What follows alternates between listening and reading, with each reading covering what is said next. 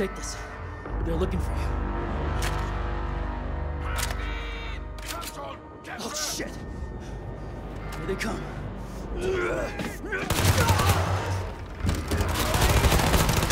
Wolfenstein II: The New Colossus just might be the most fun game you'll play all year.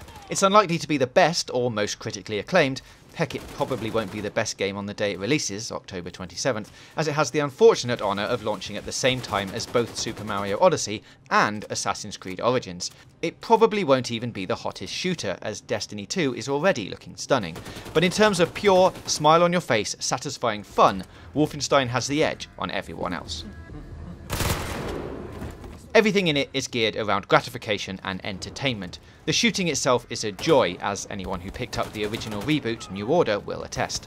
Smooth, quick, relentless Nazi murder combines with aggressive stealth and explosive set pieces to deliver a campaign that's an absolute joy to blast through. You going to run us over with your little wheelchair? Instead of reinventing the bloody wheel, Wolfenstein 2 simply offers more of the same, with a host of fresh weapons and a horrifically satisfying hatchet attack thrown in for good measure.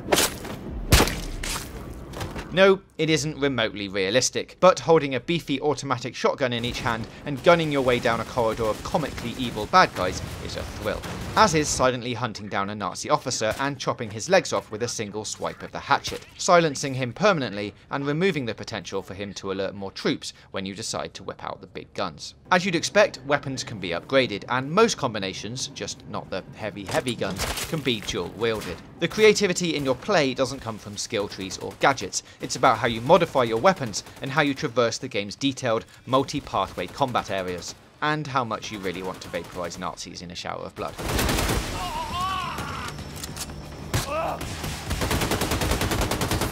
If it all sounds like mindless, glorified violence, then, well, it is, minus the mindless part. The shooting is extremely well polished, and here we're playing both the opening level with BJ in a wheelchair and a stage set a little further into the game in Nazi-occupied Nevada. Yeah, Area 51 essentially, although they call it Area 52. Keeping things simple, which Wolfenstein absolutely does, is a real art form, and the accessibility of the game shouldn't be mistaken for mindlessness or lack of ambition. It's clear from this demo alone that everything has been finely tuned and perfectly balanced. Nazi mechs are intimidating but far from invincible, taking out officers before they spot you is tricky but not frustratingly so, and there's always the option of just one-man armying your way through the whole thing anyway. The world building and sense of place is stunning, and the characters inhabiting it are far more than shooter stereotypes designed to further the plot. In fact, this is one of the most interesting, memorable supporting casts since GTA 5, each non-player character being both pleasingly over the top and wonderfully human. During the opening level, we see Frau Engel calling BJ out as he attempts to escape the U-boat on which he'd been recovering. Obviously no match for her army, he submits and tries to save his crew. But what's most memorable about this scene, however, is the interaction between Engel and her chubby daughter. Vergib mir, Mutter. Ich habe gestern ein kleines Stück Kuchen gegessen, nur ein ganz kleines... Dumme Kuh! Du bist eine Schande für deine Rasse! While Frau is clearly the monstrous big bad of Wolfenstein 2, she's also a mother, and the harsh way that she treats her daughter illustrates that work-home life tension that we all struggle with. While she's one of the highest ranking officers in the Nazi army, she's a shitty mother, and one who keeps trying to better her daughter via her own unique methods. The story itself, from what we can tell, is a classic resistance narrative. The Nazis win World War II, invade America, conquer it with superior tech and numbers, and a small group of fighters are now pushing back.